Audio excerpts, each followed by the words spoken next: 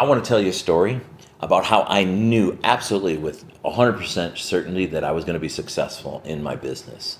We manufacture and distribute chemicals, and I knew the day I was going to be successful.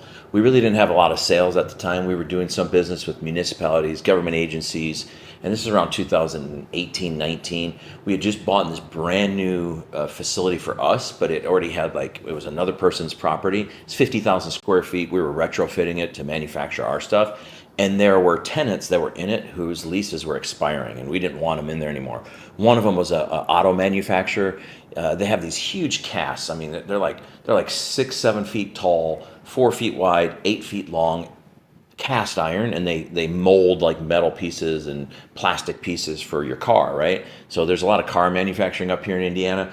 And so these things are stacked 2, 3 high, and like as far as you can see back. So I mean, there must have been hundreds of tons of this stuff. And so we're calling these groups to get hey, you got to get your stuff out. The lease is no longer here. It's not available. Actually, what I really did was I said, hey, you're paying they were paying something ridiculous, like $2 a square foot. So I said, hey, you're happy to stay at like 7, because if they were going to stay at 7, I'd take their money and let them stay, right?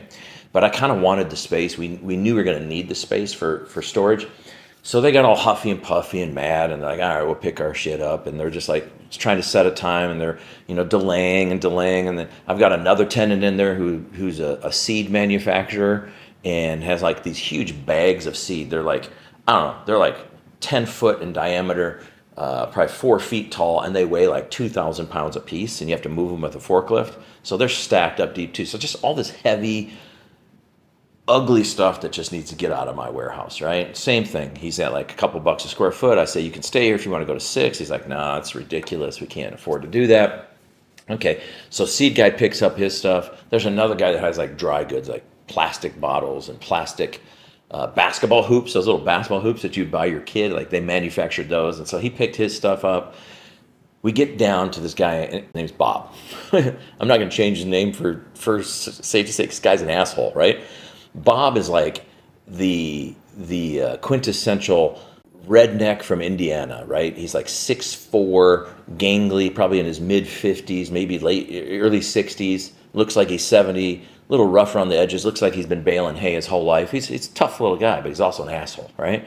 And so he's trying to strong arm me the whole time. He's like, yelling at me on the phone. He won't coordinate with a time. He finally he's like, I got to bring a big fucking, forklift in there. And I'm like, yeah, you're the same way you got him in here is the way you need to get him out of here, right?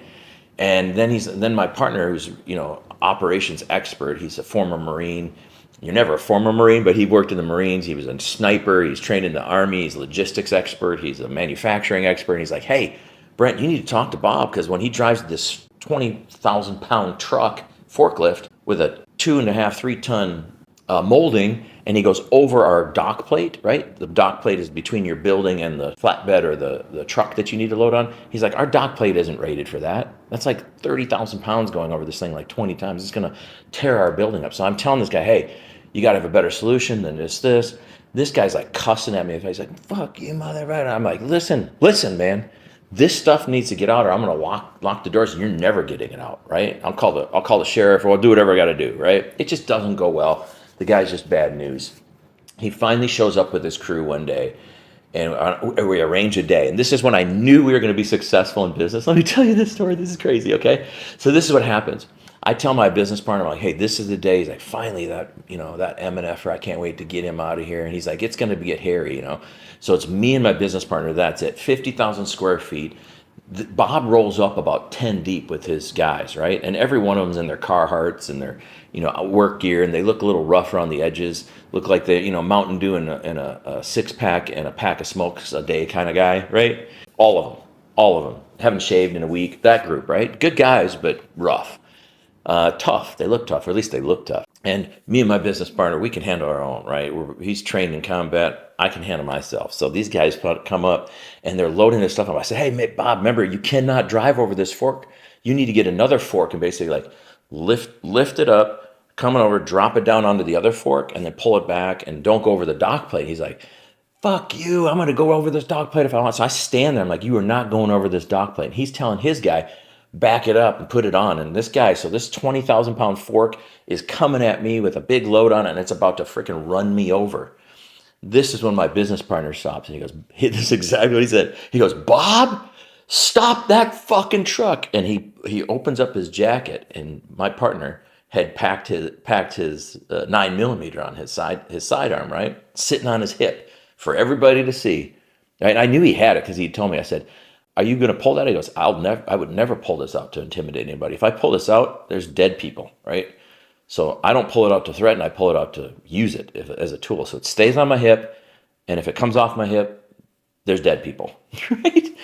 So this guy's backing up. He's like, Bob, stop that fucking truck right now. Bob, crazy Bob, Indiana crazy Bob, who looks like a scarecrow, like a 250-pound, 6'4" scarecrow, comes at my partner. He's got his hand like this, and I'm like, this is where split decisions happen, right? I'm like, Bob's gonna die.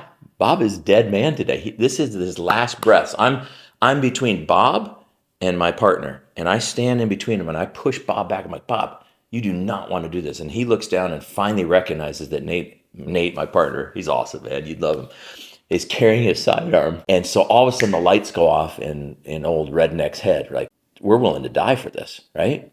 So he backs off. Well, then as he backs off and there's yelling and screaming, you got 7 other guys who come up off the dock floor and out of the truck, and now they're up in our face. And now I'm sitting there going like, how many bullets you got in there? You know, I'm wondering how many bullets got, because it's getting a little hairy. And so they come up, we start to reason with them. They're there to back up their guy, Bob, but ultimately they start pulling this guy back out, and they're like, we're going to call the fucking cops. And I'm like, yeah, it's dial 911, and here's the address. Tell them to come down here, because it's our property. It's our, they're trespassing technically. They don't have a lease anymore, right? So long story short, they end up under sheriff supervision doing what I said. They get a fork. They drop the fork over the dock plate. They don't ride over the dock plate and damage our property. They take their materials out of there. Good riddance to Bob and the redneck fancy pants group, right, for the auto manufacturer. Then I'm sitting there looking at Nate, and he's just calm, cool, and collected, right? And I just look at him. I said, man, I'll tell you what. I've never been more sure of anything in my life that we're going to be successful. And he says, why is that? I said, because you were willing to die for me, and I was willing to die for you. And when you're in business, if you have one partner that's willing to do that with you, and legitimately you get in a situation where you're willing to die for each other, that's when you know you're going to be successful. Now, multiply that by 2 or 3 or 4 or 5 or 10 or 12. Let's say you have 12 guys on your team, right, that are willing to go to battle with you. You can change the world. It's been done before, right? So going into battle, going into work, going into situations, finding that one person now I've searched my whole life and I've only found a handful of people that are like that'll go. Now, I feel like I've always been that way. I'm very loyal. When you find that loyal partner, you stick with them, because no matter what business you're in, no matter what enterprise you're in, no matter what you're doing, your success is assured, because the two of you will be willing to lay down your lives for one another. No greater love does a person have than to lay down his life for another. And that's how you become successful in business. That's when you know you're going to make it.